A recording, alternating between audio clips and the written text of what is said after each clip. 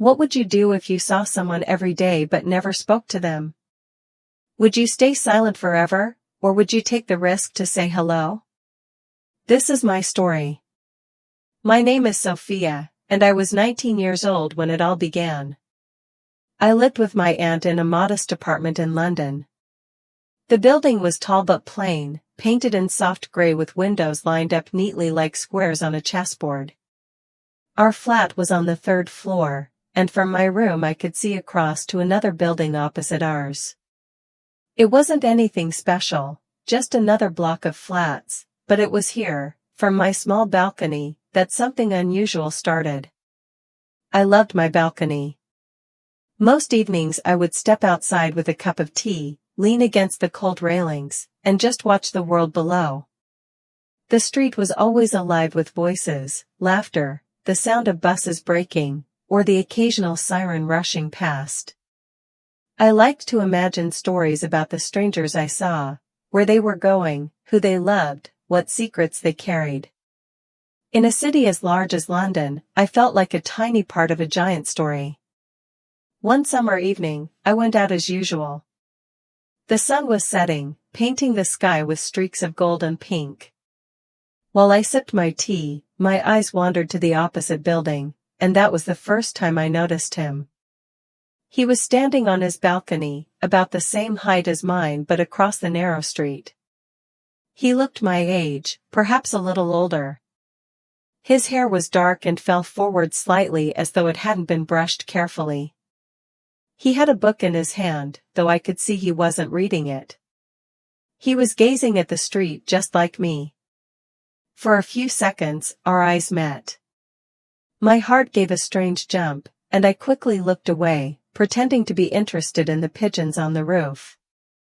I told myself it was nothing. Just a neighbor. But deep inside, I knew I had noticed him in a way I didn't usually notice strangers. The next day, it happened again. He was there, leaning on the rail with a notebook.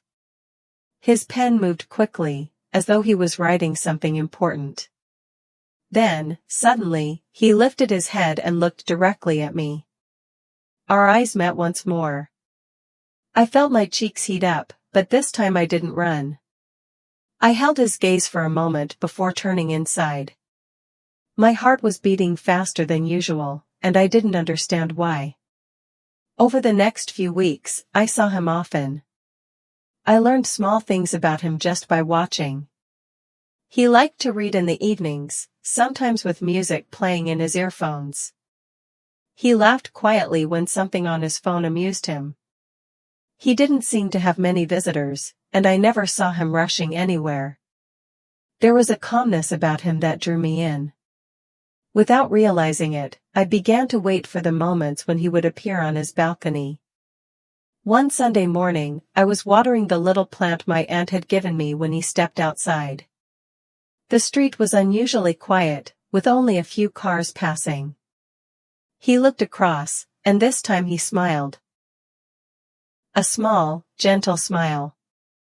I froze, my hand still holding the jug of water. For a long moment, I didn't know what to do. Then, awkwardly, I smiled back. It wasn't much, but it was enough to change something between us. That evening, I told my cousin Holly about him. She was 2 years older than me, confident and always laughing. When I admitted that I'd been watching a boy across the street, she burst into giggles. "Why don't you just say hello?" she teased. I shook my head. It feels strange. I don't even know his name. What if he thinks I'm silly? Holly nudged me. You'll never know unless you try. Her words stayed with me. The next evening, I promised myself I'd speak to him. I practiced in my head, maybe I'd say hi, how are you? Or just a simple hello. But when the time came and he appeared, all I managed was a nervous little wave. My throat tightened, and the words never came out.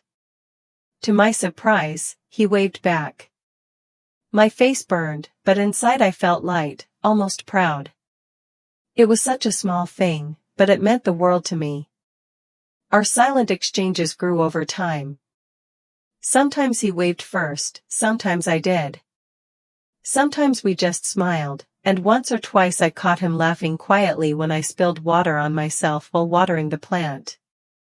It felt like we were speaking without words. A secret connection formed, delicate but real. Still, I longed to know his name. I wanted to hear his voice, even just once.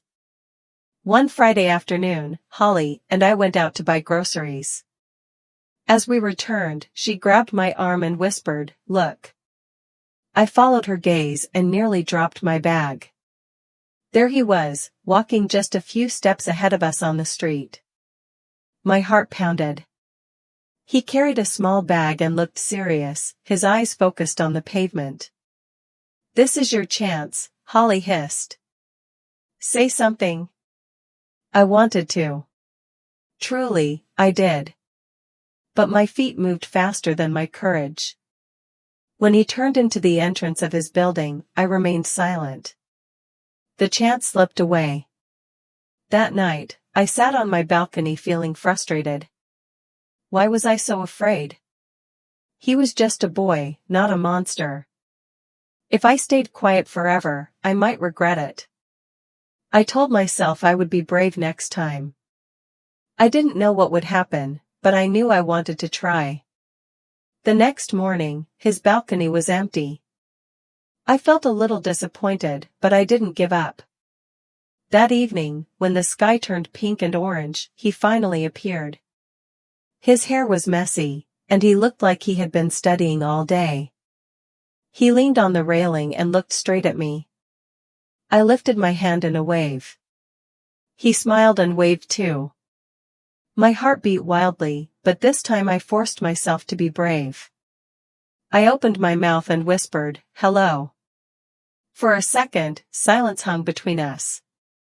Then, to my relief, his expression softened. He called back, his voice gentle, "Hi." Just one word, but it felt like the start of something beautiful. From that day, things changed. We began to exchange short greetings across the street. "Good morning." "How are you?" "Nice weather today." Simple words, but they built a bridge between us. Each evening, I looked forward to hearing his voice. I learned that his name was Daniel, and he was studying architecture at university. He told me he liked drawing buildings, and sometimes I saw him sketching late into the night.